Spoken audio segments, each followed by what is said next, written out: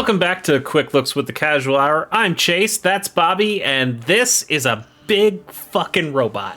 That is a thick boy. Damn, boy.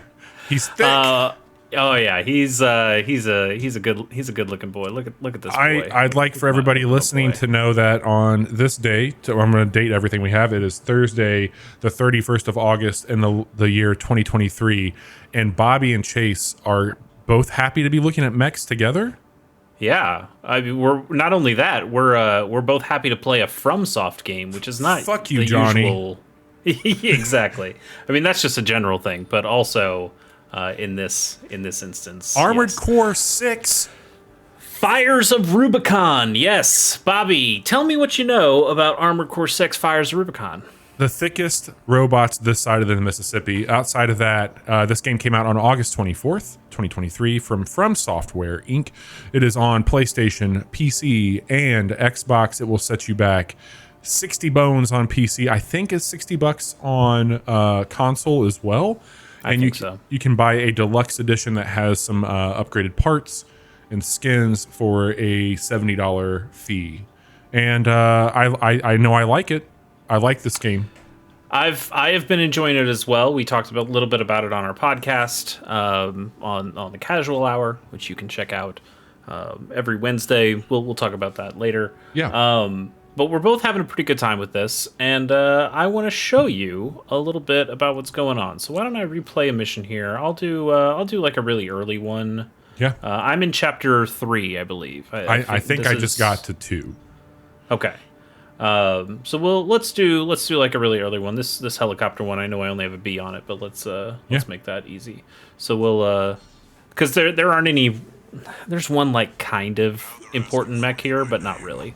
Yeah. Story-wise here, Rubicon is a planet that has some like natural resources called coral on them, and people use coral for energy or for all sorts of bullshit. It's kind of just a MacGuffin, little unobtainium kind of thing here going on, but that's what everybody's kind of fighting over.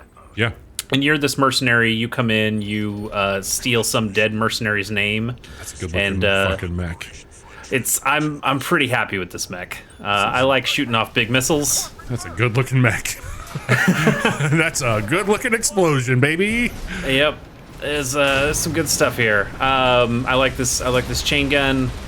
Yeah, God, I would not want to wake up as your foe. Oh yeah, it's pretty good. We're just gonna dump everything on these while you're guys. doing that, let me. As you can see here, this game just. I promise you all who are watching it, it feels as good as it looks. This game has movement down, and it's something we talked about on our most recent podcast, but I wasn't prepared for just how much I would enjoy the fluidness of this game. Especially, I don't have near the pedigree that Chase has when it comes to mech-based video games, but this one is a really good balance of builds and arcade action, I think. So Chase he's got those 2 missile launchers that he called out. You can basically kit out all the extremities on your armored core. You can put on more of a heavier build, more of an agile build. You can really tinker quite a bit. And I don't want to speak for Chase, but I think that might be one of the things he likes most about it. Yeah, I think that's a really cool part, is that you know, this is my current mech. This is the current AC that I'm using. But it's not going to be, like, I'm not going to use the, ooh, hey, where'd that guy come from? This is not going to work for everything. You know, we talk about something like Elden Ring or Dark Souls, and it feels like you kind of pick your build, and that's the build you're going to more or less go with for the game. Go with God. Maybe you'll switch up a couple things, but you're like, oh, this is the weapon I'm going to use. We also talked about Monster Hunter on the podcast when we said, oh, you know, you pick a weapon, you're like, oh, I'm the hammer guy, and I'm just going to use hammers for all these things. And this game says, I mean, you could try doing that, but you're going to have a much better time. Ooh, whoa, hey, buddy. Shit. You know, that sounds pretty good. Why don't I get up on your ass? How do you like that? Damn, he's kind of messed me up. So Chase is also trying to stagger this guy, and if you look above his health bar, you're seeing Chase start to, well, he had it there for a second. He's getting it back here. Yeah, there we go. You're starting to see him stagger him, basically. He's filling that up, doing the right damage on it. And Damn. This game is quick to remind you that you're playing a FromSoftware game. And while it might not be as punitive as other Soul games, it definitely has some of that old school Nintendo hard. And Jesus, he hits. He hits hard. That was bad. I like his big blade. I want to get one of those. So this one doesn't have a checkpoint. Most of the missions do have checkpoints where they're pretty darn generous, where you can just get in and kind of choose what you want. Actually, let's go to the assembly. Or actually AC data. Let's pick a different guy here. Let's use my. And you're doing loadouts that you've built, correct? Yeah, these loadouts I've built. So this is kind of like my Evangelion Asuka looking one that plays way differently. So that last one was really heavy. Yeah, oh, absolutely. The last one was really heavy. This one is much lighter and faster. I also have the weapons bay equipped on this one, which means I can equip shoulder weapons, or I can equip hand weapons on my shoulders. So nice. You see on my left shoulder there, I've got this shotgun. So I can just hit L1, and now I can switch to the shotgun. Oh, that's nice. That's really cool. And then I can switch it back I didn't know you could do that. To my blade. Yeah, it's something you have to unlock through the OS tuning. Okay. But it's a pretty cool one to grab. So what makes this build that you have more of an Evangelion build? Well, it's Evangelion because it's Asuka's colors. It's red and orange and white. Okay. But I mean, it's got kind of a assault rifle weapon. It's got a blade knifey thing that Asuka might kind of use. I don't know, this was just me, more or less the color stuff. But sure. I have a casual hour robot. Sure. Yeah, absolutely. Cordial hour, please. So Chase, I think that you and I, just for the listeners out there, we've had a checkered past with FromSoft games. I've tried most of them. I've tried Sekiro, I've tried the Souls games. I've probably spent the most time with Elden Ring. And while I appreciate those games, I just don't always enjoy playing them. And this one scratches an itch that I didn't think FromSoftware could scratch in a weird way. Like, it does not feel necessarily like what you're used to when... Like, if I didn't know and I saw this game and I was like, what are you playing? They're like, Armored Core. Like, oh, that sounds cool. And they're like, oh, it's a FromSoft game. I'd be like, wait, this is? Because it looks so different than anything else that I see them do. Yeah, I mean, it's been a long while since they've made an Armored Core game. I mean, obviously this is the sixth one, but they kind of had Dark Souls really hit for them, and then that's the stuff they made after that. They're spending that Elden Ring money right now. Absolutely. Yeah. But this seems like probably more of like a passion project for them of getting back to an older. Oh shit. Well, while you get in here with that, I'll let you focus. Yeah, an older IP that they're just wanted to see more of. So basically, the difference here with this mech is that it's way faster. It's got these reverse legs, so it jumps high, but it's also just really light. It's really agile, but the firepower is much weaker than the previous one. Yeah, it's going to be death by 1,000 cuts versus one big nuke. And the neat thing about it is Chase was calling out that there isn't a checkpoint on this mission, but there is a lot more forgiveness on the structure of your missions, where you're going to get in there and you're going to find out, oh, I brought the wrong gun to this fight, and I need to be a lot more physical, melee-based, or I need to be faster or stronger. And the game is built upon having these missions that you can get out, and they're very pick-upable. Like, there, I killed him this time. There you go. Like, sometimes you can get through a mission in like 5 to 10 minutes, 15 if you're really taking your time. And then you have a nice loop of, okay, I got credits, I can shop, I can add new parts, upgrade parts, find new hidden things, and it's all about grabbing more loot or upgrades to go and take on bigger and badder enemies. Sometimes it's another one-on-one fight. Other times you might be having to go up against this massive wall that's just shooting a bunch of shit at you. It's very cool that they approach it in such a video game way. And if you're used to the big open world, small corridors that you can get from these games, you're going to see a very different approach here. Yeah, and I think that's why I really like it. I feel like it's faster. I can get in, I can get out. That mission didn't take me very long. Yeah, we had to restart it, but it wasn't too bad. But let's go in. Let's take a look. First, let's get back to let's go back to Brass Attack here because I always get so intimidated when you have these styles that you can build. Like it's like Forza. People make these crazy designs, and that's happening here too. It is, and one of the cool things is that it's pretty easy to share those designs. You can, I don't know where it is here, but there is a way to just share basically the design. Is it in the data? Oh, so you can that's. I remember you could download that shit like in Forza too. That was really cool.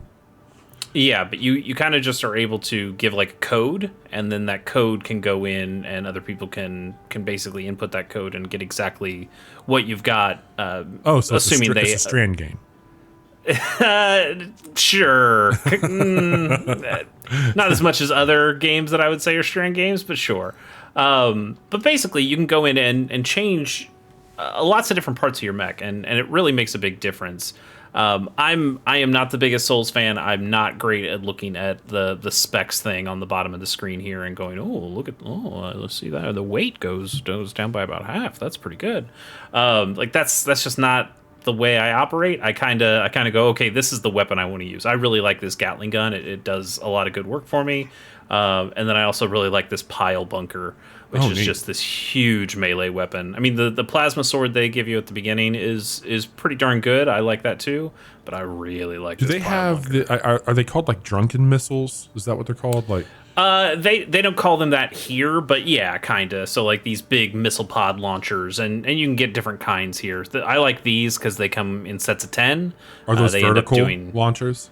These are not. Okay. I do have. These are vertical missile launchers. Yeah, I have those right now. They're pretty cool. So having some stuff that do vertical, like those are harder for enemies to get away from. Yeah. Whereas ones that are more direct, they're a little bit faster. You can shoot them off quicker and get more damage here. And then that weapons bay, you're able to kind of switch and go, actually, I want the pulse blade on my back, so now I can swap from the pile bunker to the pulse blade and do back-to-back melee attacks. Oh shit! Which could be really useful. Now you're not getting another missile bay like I am with this setup, but it does give you some other options and ways to go into your build. And then you've got the different parts: head part, body, arms, legs, and then booster. And then there's kind of like this. The FCS is kind of like the tracking and some assist stuff on. Yeah. So I like this one because it's close range, and I'm using that pile bunker a lot. That's where I do most of my damage, so I like to have that because it homes in a little bit better on that. And then your generator, which is you see in the bottom right, how now I am going into an energy shortfall because I need a generator that has a lot of energy to be able to power my big Gatling gun and my big pile bunker and my big missile bays. Yeah, you need more power, McFly, if those boards are going to work on water. Exactly. But if I was back to that last mech that I was using, I could go for one of these lighter generators that can recharge much faster and be a little bit more efficient. I also unlocked one of these expansions. So this is Assault Armor, which allows me to do like this big pulse explosion. That seems to be free. Like you don't have to do anything here, but I only get one use out of it. But you unlock more of those. I do like that they have the parts being more like manufacturer based. I think that's really cool. Yeah, that is cool. Like you can see that these parts are kind of supposed to work together. So we go to the parts shop, and we can go, okay, the head, we have the basho here, and then we have a basho body. Yeah. And you can see, okay, well, these I guess were meant to work together, so maybe I should buy this whole set, and that gives you an idea of how a set might work. But you can certainly mix and match as well and find something that is more to your style, because some of these just look really cool. I really like the head of this mech. I don't know if it stat-wise is going to be very useful for my purposes, but I like it, and maybe I'll just end up buying it because I really like it. I have that. I have that last chest you just showed off equipped right now. Yeah, that big old that thing, big one. Yeah. Legs are probably the most important thing here. You have a handful of different kinds of legs. You have bipedals, like these. These are regular, pretty standard. even these are still bipedal, but they are much lighter and faster. But then you get into the reverse joint. That's what I was showing off with the Evangelion one before. That has a little bit better at jump. And then you also have these tetrapods, which obviously give you 4 legs. These are better at hovering. They give you like a hover mode that you can switch into. So you kind of just are able to fly around the map and with very little energy drain on that. And it gives you a lot of real good aerial mobility. And then you got the tank treads, which make your mech super heavy, but give you a bunch of defense. And you can also drift with these. I've tried playing with them. I don't think I'm a tank tread man, at least not now. Yeah, it seems it's not what I would expect whenever I think of like a mech myself. Maybe something like that, but not the other one. Yeah.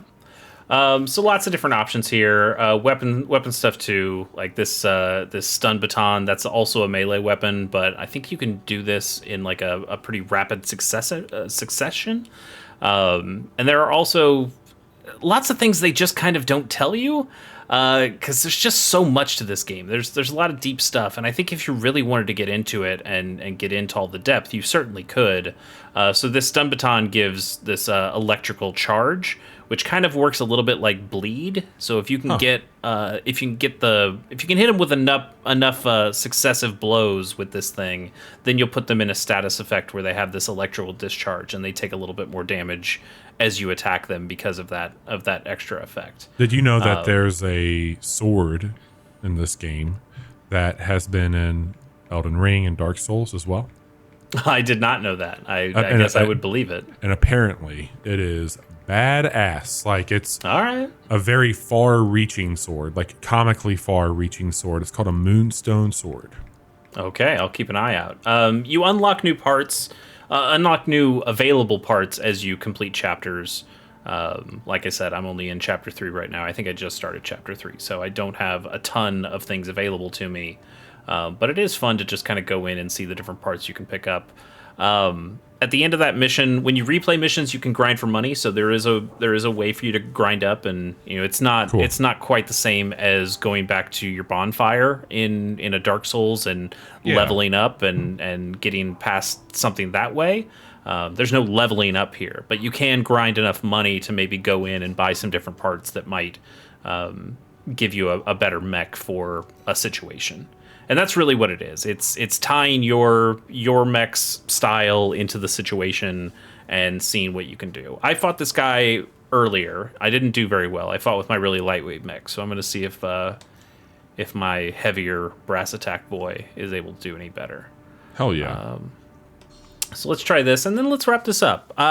There's a lot of stuff here, and I would encourage people to do what they've done with a lot of FromSoft games, where you just kind of look online. People are posting builds. People are talking about lots of different theory on how to more effectively play things. Sure. But I would also suggest go in blind a little bit and allow yourself to lose, because I think most of this game is generally pretty easy, and then you'll hit up onto these more one-on-one fights like we're doing here in the arena, where these are going to pose more of a challenge. And I think part of the fun of the game is allowing yourself to lose and learn and figure out, okay, what should I be doing?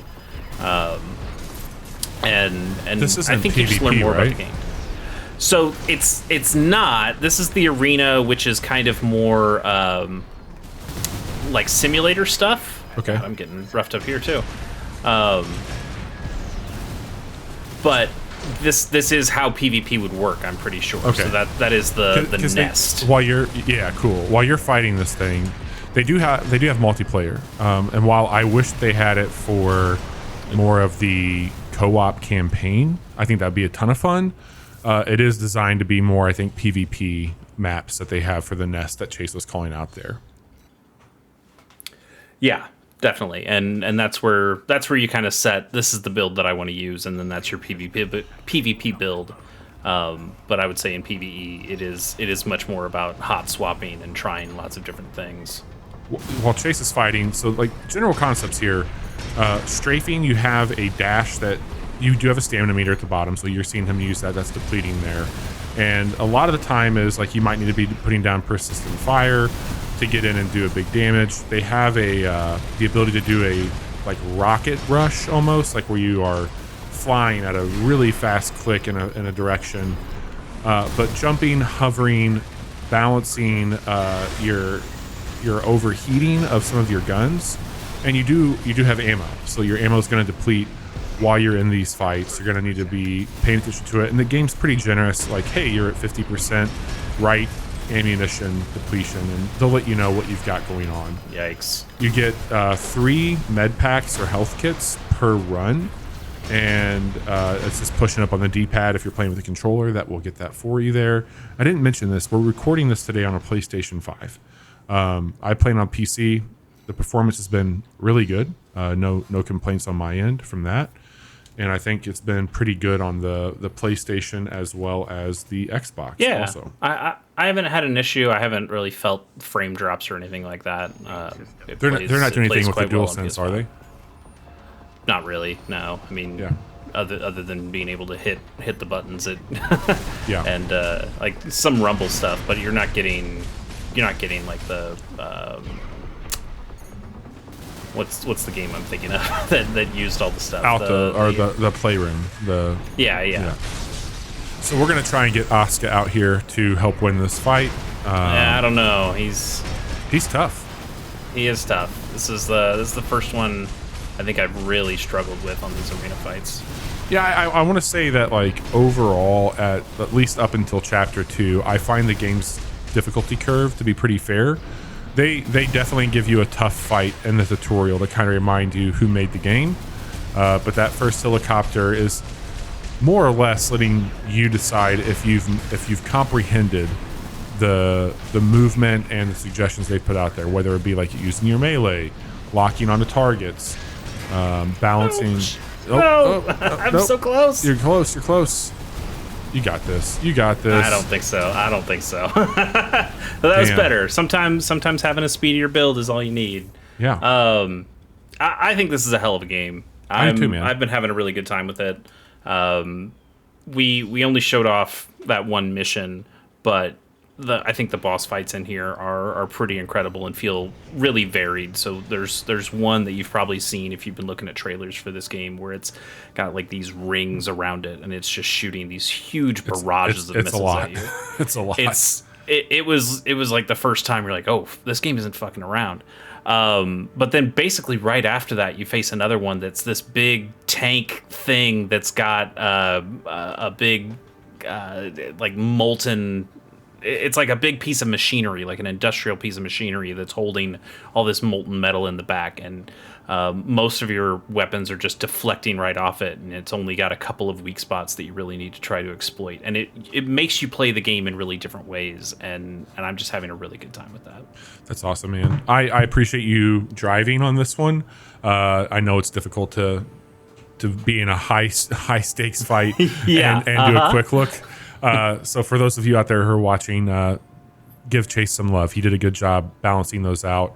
I think it's a hell of a game. I'm having a great time with it. There's a lot happening in video games right now that I'm having a blast with. Like, I'm really enjoying Baldur's Gate 3, for example, and I've been making time to play a FromSoft game, which I did not have on my my wish list this year. But I think it's really cool. I like tinkering a whole lot.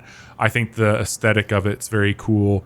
And if this is FromSoftware taking let's make our game more accessible to a wider audience, kind of like they did with Elden Ring, I'm here for it, and I'm happy to see myself being a newcomer to the genre and to the series, along with seasoned veterans out there who have been yearning for more.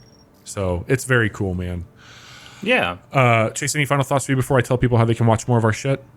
No, not really. I was just kind of in here showing off the painting stuff. Do it. You can get pretty granular with some of this stuff, and then you can even get into decals. There are preset ones, but then there are also, you can build custom ones. This is where I get a little scared and go, I'm not into that. I was downloading skins on Forza. I was never making skins on Forza. Gross. That's a little too much for me. But we could, I guess, make a casual hour image. I and thought put about it on. I'm just not that brave. I've been cheating. I've been just taking my screenshots into Photoshop and putting our logo on the mech for there photos. You go. And I feel That's pretty better. good about it. But if you want to watch a casual hour, you can do that a few times a week. We are live Monday, Wednesday, Friday at 9 p.m. Central on twitch.tv/casual hour. And if you like this quick look, you are in the right place. Like and subscribe on YouTube.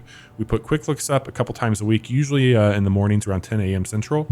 But we also bring over our prior streams because on Mondays and Fridays, Chase or myself, or sometimes Johnny, our other co-host, get together and we play games together.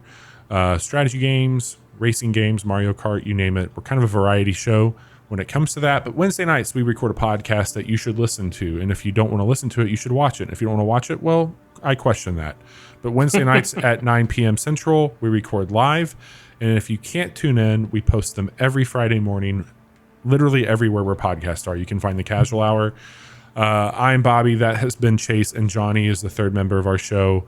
You can find us on all socials, and we're moving to Blue Sky right now as well, if that is a thing that matters in a few weeks. So if you find this if you find this quick look years from now, Blue Sky was the thing that we did for a bit. Tell us what we're doing now. Chase, anything else that you want to share before we get out of here? I don't think so. I think this game's cool. I'm having more fun with a FromSoft game than I ever have before, and I'm just excited to kind of get back into it and keep tinkering around. Totally. Thanks for piloting.